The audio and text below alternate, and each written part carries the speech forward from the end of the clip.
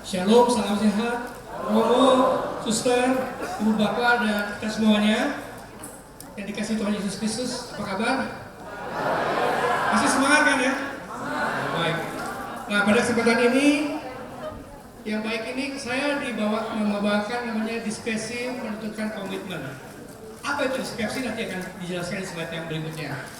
Tapi subtemanya adalah mengenai tantangan dan kemampuan untuk berbela rasa. Nah, ini maksudnya apa nih? Ketika kita punya niat untuk berbela rasa atau membantu sesama saudara kita, kadang-kadang kita punya timbul pertanyaan nih, apakah kita mampu atau enggak nih? Betul kan? Betul apa betul? Baik. Nah, tetapi sebelum kita bicara mengenai lebih dalam lagi, ada satu kata yang kita gunakan, bahasa asing, yang ada di dalam tema kita ini. Apa itu? Iya betul, diskresi. Ya, oke, baik.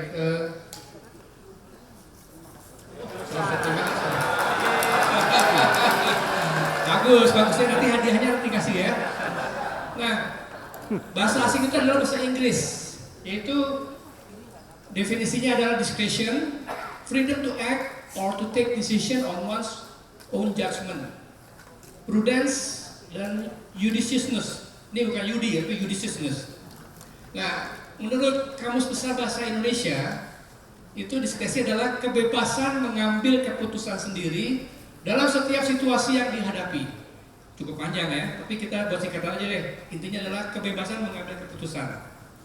Nah, berdasarkan pengantar untuk pertemuan ketiga ini, Tuhan Yesus berkata, orang miskin akan selalu ada padamu. Dari Matius 26 ayat 11. Ya. Nah, dalam pertemuan kedua tadi, Ibu Evi cukup membawakan yang baik sekali. Kita lihat banyak sekali penderitaan-penderitaan dialami oleh saudara-saudara kita. Nah, terkadang kita ingin membantu mereka, tetapi kadang-kadang kita juga merasa, apakah kita mampu dengan kondisi kita juga tentunya ya. Tapi bagaimanapun juga kita perlu melakukannya bersama-sama. Itu yang paling penting. Nah, pada pertemuan ketiga ini kita akan diundang sebagai pengikut Kristus untuk berani mengambil langkah nyata. Mungkin bukan suatu langkah besar yang spektakuler ya, tetapi mulailah dari langkah-langkah kecil dulu gitu. Namun yang penting adalah dengan penuh cinta dan ketulusan. Bahasa Ibraninya emet kesed. Saya baru belajar dari malam mengenai Robojo ya. Bahasa Ibrani. Nah, baca kitab sucinya kita ambil dari Markus 6 ayat 35 sampai 44. Ini cukup panjang, tapi yang mau saya tunjukkan di sini nanti Ibu Bapak pasti sudah hafal ya mengenai ini. Tapi yang saya mau tunjukkan adalah yang ayat 38. Namun jawabnya, kamu harus memberi makan. Nah, jadi Yesus berkata kepada para muridnya. Lalu dia bertanya kan, muridnya berpikir, bagaimana saya bisa mendapatkan makanan itu, sedangkan daerahnya kan terpencil di situ, sunyi senyap. Tetapi akhirnya, singkat cerita, akhirnya mereka bisa makan sampai kenyang, bahkan sampai sisa semuanya sampai 200 bakul. 12, itu betul, berarti belum ngantuk ya. Mau ngetes saja soalnya. Nah, mengenai refleksinya, bagaimana Yesus dan para murid memutuskan atau berdiskresi atau mengambil keputusan secara bebas ya, memberi makanan orang banyak dengan segala kendala yang ada. Kendalanya kan di sekitar itu tidak ada Indomaret, nggak ada Aeon, nggak ada mall ya. Jadi bagaimana kasih makan mereka itu? Nah, karena para murid menyatakan kepada Yesus untuk menyuruh orang banyak pulang dan mencari makan mereka sendiri-sendiri. Nah, bingung nih mereka nih. Nah, apa yang terjadi? Yang terjadi adalah sebetulnya Yesus itu hanya ingin menguji para muridnya nih. Ya, mereka ingin menguji kira-kira bisa nggak mereka menghadapi situasi seperti ini. Nah, yang menarik adalah dengan kuasanya Yesus membuat mujizat pengganan 5 buah roti dan 2 ekor ikan yang terdiri dari para muridnya cukup untuk memberi makan 5.000 orang laki-laki sampai kenyang ya, bahkan sampai sisa 12 bakul, bukan 200 bakul ya, 12 bakul. Dan masih sisa itu untuk apa? Mungkin untuk diberikan bekal kepada mereka-mereka untuk perjalanan pulang. sehingga mereka tidak akan kelaparan di dalam perjalanan pulang nanti. Ya, dan mereka puas dan makanan tidak dibuang. Itu yang paling penting. Nah, kita bicara mengenai pedagog ini adalah mengenai pedagog tentang makanan. Ya, tapi kita tidak akan bahas lebih detail. Maksud saya begini, kita tidak akan bahas mengenai makanan yang dibuang, karena itu sudah dibicarakan di pertemuan-pertemuan sebelumnya ya. Tapi yang kita akan bahas adalah begini. Seruan jangan membuang makanan, pasti sudah kita bahas di pertemuan-pertemuan semua sebelum di Keuskupan Agung Jakarta. Tapi yang kita bahas adalah lebih khusus lagi. Itu tentang makanan seperti apa sih yang kita berikan kepada orang kalau kita mau membantu mereka. Nah, pertama adalah hal stunting. Dan ini sesuai juga dengan program pemerintah yang sedang galak-galak untuk memberikan makanan supaya nanti di tahun 2045 itu namanya Indonesia Emas, bukan Indonesia Cemas ya. Sehingga nanti semua anak kita bertumbuh, termasuk juga kita sebagai kaum muda dari Katolik ya. Mereka nanti menerus generasi kita saat ini di akan masa datang. Tapi yang menarik adalah begini. Makanan seperti apa? Karena sekarang zaman now ini banyak makanan-makanan yang sifatnya processed food, ya. Jadi makanan serba instan, karena dunia ini serba instan. Jadi cepet-cepet karena situasi dan kondisi saat ini di dunia ini kan. Ada yang serba manis, ada yang serba asin, dan yang lebih parah lagi adalah karena kelebihan kemanisan dan keasinan. Nah, tidak heran apabila nanti banyak anak-anak yang akan menderita penyakit. Ya, diabetes, hipertensi, bahkan ada yang gagal ginjal dan sebagainya di usia dini. Seperti saat ini banyak sekali contoh-contohnya di mana di negara kita ini. Nah, ini yang terjadi. Jangan sampai nanti generasi kita yang akan datang 10 tahun lagi yang akan datang itu mengalami kesusahan untuk melayani generasi-generasi selanjutnya. Jadi bayangkan kira-kira 10 tahun lagi yang akan datang, para aktivis gereja, kaum muda sulit untuk melakukan pelayanan karena mereka mengalami seperti sakit-sakit yang tadi itu, diabetes, jantung, ya, kencing manis dan sebagainya. Nah, apakah kita harus menunggu sakit dahulu baru makan sehat? Itu poinnya. Ya, karena kita bicara mengenai pedagog tentang makanan, tapi kali ini lebih spesifik khusus tentang makanan seperti apa yang kita akan bahas. Nah, ini contohnya begini. Kalau kita perhatikan di rumah sakit, di klinik-klinik, bahkan mungkin di puskesmas ya, banyak sekali orang yang mengalami sakit dan anak-anak banyak juga, selain orang tua juga. Ya, contoh gambar ini kita lihat kan, banyak sekali rumah sakit yang antre. Saya sengaja nggak ambil gambar yang sebenarnya supaya tidak terlalu vulgar gitu ya. Tapi intinya adalah ini yang terjadi. Jadi bagaimana kalau kita balik sekarang? Paradigmanya dibalik, sekarang kita makan sehat dulu untuk mencegah sakit atau penyakit. Itu yang lebih menarik lagi. Kita perlu membiasakan diri makan apa yang secara alami. Contohnya aja misalnya jagung rebus. Siapa suka jagung rebus di sini? Oh banyak, saya juga ya. Mungkin ubi ya, yang direbus-rebus lah. Jadi dengan kata lain, makanan proses atau yang serba instan itu memang menarik sih. Iklan di TV ya membuat kaum muda tertarik ya, apalagi dapat hadiah-hadiah seperti itu ya. Tapi apakah itu sebenarnya baik? Belum tentu. Terlalu banyak pasti akan mengalami yaitu tadi penyakit-penyakit yang sudah disebutkan tadi itu. Jadi coba kita kembali lagi kepada hal-hal yang sifatnya lebih sederhana. Karena food process, makanan yang diproses terlalu lama, maka apa yang terjadi? Gizinya akan berkurang. Tapi kalau prosesnya tidak terlalu panjang, maka masih ada gizinya, itu poinnya. Ya, ini dia tadi sudah saya singgung mengenai makanan sehat ini sesuai dengan program pemerintah namanya MBG kan sekarang di sekolah-sekolah ya, makan bergizi gratis. Ya, kita harapkan sekarang pertanyaannya adalah kalau di sekolah itu kan hanya hari sekolah aja, mungkin Senin sampai Jumat mungkin. Tapi bagaimana Sabtu Minggu waktu hari libur?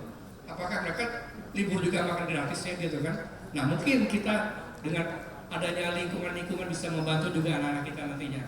Kayak lagi ini perlu diskusi lebih lanjut lagi ya, tapi intinya kurang lebih seperti itu. Dan sebagai kisah inspirasi, makanan kita tahu semua lah bahwa makanan itu penting. Selain makanan atau pangan, lalu juga sandang, pakaian, dan juga papan atau rumah ya. Tapi makanan juga penting. Jadi penting untuk buat siapa? Untuk semua orang. Ya generasi muda, anak-anak, bahkan orang lansia pun juga perlu juga makan yang sehat kan. Seperti itu. Supaya kita tetap terjaga. Sebenarnya makanan itu apa sih? Makanan itu sebenarnya adalah mencegah yang namanya menunda kematian sebetulnya. Ya menunda. Ya, bayangkan kalau kita nggak makan seminggu aja, apa sih jadi pasti mati kan? Tapi dengan kita makan yang sehat, kita bisa umur lebih panjang, kita bisa berkarya lagi, dan bisa menolong orang banyak. Nah ini aja, makanan yang kita harus hindari adalah yang berlebihan. Bukan berarti nggak boleh, boleh tapi tidak berlebihan. Yang mengandung gula, garam, lemak, dan segala macam tidak sehat itu. Saya udah ngalamin soalnya, ya, jadi cerita yang panjang. Nah, jadi yang terjadi adalah kita lihat nih di rumah sakit ya, walaupun mungkin ada BPJS ya, BPJS itu kesehatannya adalah B-nya banyak, P-nya pasien, J-nya jadi harus, S-nya sabar. Itu terjadi karena panjang sekali. Ya, Anda kalau bagi yang punya duit nggak masalah ya, bisa keluar negeri mungkin berobat di negara tetangga kita ya. Tapi bagaimana orang-orang yang punya ekonomi lemah seperti itu ya? Nah, saatnya kita untuk bisa berubah pola pikir kita, paradigma kita supaya kita harus memikirkan juga makanan-makanan sehat. Ya. Ini dia. Jadi anak-anak kita berhak untuk mendapatkan makanan yang bergizi, ya. Karena mereka lah penerus generasi kita nantinya. Ini juga sesuai dengan program pemerintah yang sekarang sedang dicanangkan ya, MBG, makan bergizi gratis. Kita bantu juga. Sekali lagi ini nanti salah satu pilihan aja ya. Nama implementasi pastoral tadi sudah dijelaskan oleh Rob Boyce dengan luar biasa. Saya hanya ingin mengulang sedikit saja yang namanya proses analisis sosial, ansos ya. Tentunya ada beberapa pertanyaan-pertanyaan yang mungkin kita perlu menjawab juga. Contohnya begini, pada tahap ini kita melakukan analisis yang lebih mendalam untuk menemukan pertama, siapa yang akan kita prioritaskan untuk ditolong? Tadi sudah dibahas ya, ada 5 kan? Yang kedua adalah apa kesulitannya, konkretnya apa nih? Yang ketiga adalah apa yang menjadi penyebab penderitaan tersebut? Banyak hal ya. Lalu juga kekuatan yang dimiliki oleh saudari-saudara kita itu. Yang kelima adalah komunitas dan lingkungan kita ingin membantu sejauh apa? Ada targetnya nggak? Sambil memperhitungkan kemampuan kita. Nah sekali lagi kita ingin menolong orang, tapi kita juga perlu pikirkan apa kekuatan kita. Juga harus menganalisa juga apa kelemahan kita ya. Nah dinamika kelompok ini hanya sharing iman. Sekali lagi tadi juga dikatakan bahwa kita bersama-sama dengan kelompok kita di lingkungan untuk membahas pengalaman-pengalaman pribadi tentunya ya. Cerita tentang pengalaman apa yang telah mereka alami mungkin seperti itu ya. Jadi ini sharing aja di komunitas kita, di lingkungan nanti. Membuat kesepakatan untuk memutuskan yang namanya melakukan apa? GKT. GKT itu gerakan kepedulian transformatif. 5 poin yang tadi di atas tadi itu. Ya. Nah yang berikutnya adalah kita perlu punya alat bantu yang disebut namanya tolok ukur. Tolok ukur ini adalah kita melihat di sini nih, mempengaruhi hajat hidup orang banyak. Lalu masalah penting dan mendesak untuk segera diselesaikan, jadi sifatnya urgent nih. Yang berikutnya adalah masalahnya sangat dirasakan orang banyak, sedang hangat atau sedang menjadi perhatian masyarakat, lagi viral mungkin ya. Yang keempat adalah bisa dikerjakan, bisa diselesaikan, ada peluang membangun perubahan perilaku dan kebijaksanaan. Nah sekali lagi kita harus mengukur juga kemampuan kita. Jadi tolak ukur itu artinya patokan atau standar ya. Yang kelima, masalah sangat menarik dan menarik orang lain untuk ikut bergabung juga nih. Jadi nggak kena sendirian nih. Kita punya teman siapa nih, ahli di bidang apa? Ayo kita ajak sama-sama begitu ya. Yang keenam, masalah yang terpilih memiliki keterkaitan dan memiliki pengaruh positif dengan keempat masalah yang ada di atas tadi itu. Kita lihat nih, apa yang bisa kita lakukan. Ya, tolak ukur. Dan sebagai penutup, ini saya ambil kutipan dari Kitab Kejadian, ya, kisah penciptaan, Kejadian bab 1 ayat 29. Tuhan berkatakan kepada Adam, berfirmanlah Allah, lihatlah aku memberikan kepadamu segala tumbuhan yang menghasilkan biji di seluruh muka bumi, dan segala pohon yang buahnya berbiji, semua itu menjadi makananmu. Jadi artinya apa? Kembali lagi kepada alam. Jangan terlalu banyak food process gitu. Memang nggak mudah zaman sekarang saya tahu, tapi intinya kita harus juga pandai-pandai memilih, memilah-milah, memilih-milih seperti itu. Makanan apa cocok buat kita? Karena apa? Makanan itu merupakan obat, ya. Tapi bukan berarti obat sebagai makanan. Makanan bisa menjadi sumber kekuatan kesehatan, tapi juga bisa jadi sumber penyakit. Ya, oke. Sebagai penutup, ada pantun juga saya nggak mau kalah ya. Mari berdoa untuk mendapatkan harapan. Mari berbela rasa untuk mendapatkan sarapan. Terima kasih. Berikutnya saya akan panggilkan rekan kami dari K3S, seorang wanita. Saya rasa semua sudah tahu. Akan dipanggil Sis Udit. Untuk itu, panggung dan mikrofon ini buat Sis Udit.